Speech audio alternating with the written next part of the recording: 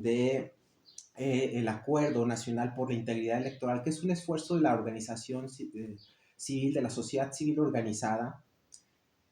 Organizaciones de la sociedad civil se organizaron para pedirle al INE, al Tribunal Electoral del Poder Judicial de la Federación, a instituciones académicas que vigilaran la calidad de los comicios que se están celebrando actualmente, bajo una visión: vigilar y señalar las principales faltas a la integridad electoral que se estén dando en este proceso electoral. Y claro, también señalar aciertos, pero sobre todo señalar esas faltas a la integridad con la finalidad de hacer correcciones al momento y con la finalidad de que las elecciones sean los más justas, lo más limpias posible.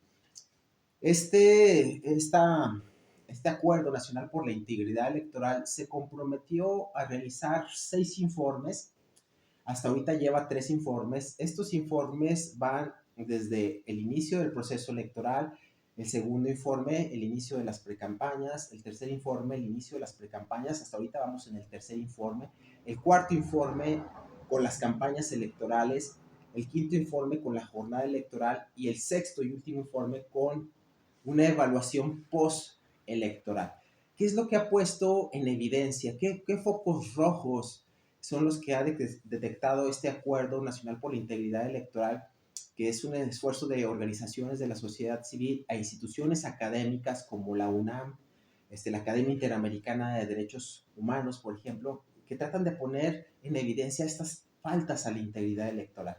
Bueno, desde el inicio del proceso electoral, que inició en septiembre de 2023, con la primera sesión que celebró el Consejo General del Instituto Nacional Electoral, se caracterizó por una incertidumbre normativa previo al inicio del proceso electoral. Los que somos de México vimos con atención cuál fue el desenlace primero del Plan A de la reforma electoral que pretendía modificar varias disposiciones de la Constitución Política de los Estados Unidos Mexicanos para cambiar por completo el sistema, y con la finalidad, se veía que la finalidad era tener una captura, un control en la organización y en las autoridades electorales. Esa era la finalidad que se perseguía por parte de quien propuso la iniciativa, el presidente de los Estados Unidos Mexicanos. No se concretizó el plan A y luego surgió el plan B. Hicieron una reforma legal amplísima, que también esas reformas traían muchos aspectos inconstitucionales porque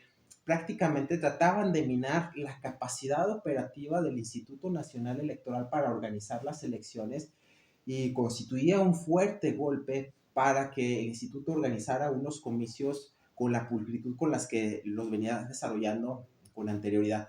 Este plan B no se concretizó porque la Suprema Corte de Justicia de la Nación invalidó las normas relacionadas con ese plan B de la reforma electoral, pero la incertidumbre se mantuvo hasta apenas 3 meses antes del inicio del proceso electoral.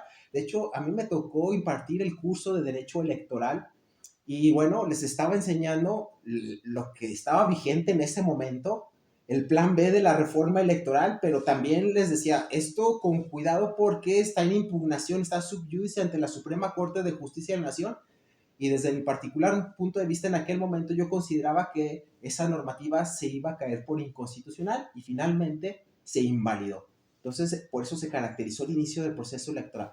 Y luego también tuvimos un fenómeno atípico porque previo al inicio del proceso electoral ya estaban en precampañas, o sea, prácticamente era una simulación bajo la figura de la elección de las coordinadoras de las coaliciones, pero con una mayor desfachatez de la candidata del gobierno, pues iniciaron las precampañas mucho antes. Recuerdo incluso en el proceso electoral de Durango de 2022, cómo se venían a placear los candidatos de Morena a los actos de su candidata, y esas eran, ya sabía todo el mundo que eran las corcholatas del presidente, ¿no? Los destapados, los preaspirantes, y con una total complacencia, con una total displicencia de el INE y del Tribunal Electoral del Poder Judicial de la Federación, quienes emitieron unos criterios muy laxos sobre qué es lo que deben decir, qué es lo que no deben decir en esos actos, pero que finalmente se incumplieron y sobre todo con esa incapacidad de controlar todos los recursos que recibieron para promocionarse durante ese tiempo. ¿De dónde vinieron? No sabemos, ¿sí? Entonces, esto acompañado de esta debilidad institucional, ¿no? Porque el presidente de la República todos los días descalificaba a las autoridades, el presupuesto no se los autorizaron en sus términos para organizar una elección adecuada, recortes presupuestales y una serie de situaciones como por ejemplo, hay magistraturas que no se han designado. En la sala superior, el principal órgano que va a declarar la validez de la elección en México está incompleto en este momento, está funcionando con 5 de 7 magistrados. Y para calificar la elección presidencial requiere de 6 magistrados como mínimo. No se han nombrado 2 magistrados. Ahora, el Instituto Nacional Electoral, desde que sustituyeron a 4 consejeros electorales en marzo de 2023, que salió Lorenzo Córdoba, el entonces presidente, y otros 3, y pusieron algunos afines al partido del poder, pues no han tomado los acuerdos para designar a los titulares de las direcciones ejecutivas y técnicas principales del INE, y ahorita se mantienen en el encargados de despacho, que dijo el Tribunal Electoral que ellos iban a mantener ahí hasta en tanto se pusieran de acuerdo. Y esto presupone que no hay consensos, transgrede esa finalidad deliberativa del órgano, que es el Consejo General, y le da una amplia discrecionalidad a la consejera presidenta para designar a quien le plazca. Y bueno, eso genera sospechas de captura porque ha designado como titulares de dichos órganos a gente afín a la cuarta transformación, al proyecto del presidente. Así estamos ahorita con este tema. Y eso es lo que pone en evidencia este primer informe del inicio del proceso electoral que va antes de las precampañas. Y sobre todo, un tema que preocupa es el de la violencia, ¿no? En aquel momento en el que se emitió el informe, en diciembre de 2023, se habían registrado más de 1.512 episodios violentos de 2018 a 2023 que tenían como finalidad, bueno, o como enfoque, violentar a políticos bajo asesinatos, amenazas, amedrentamientos, ¿sí? Vean cómo está la situación.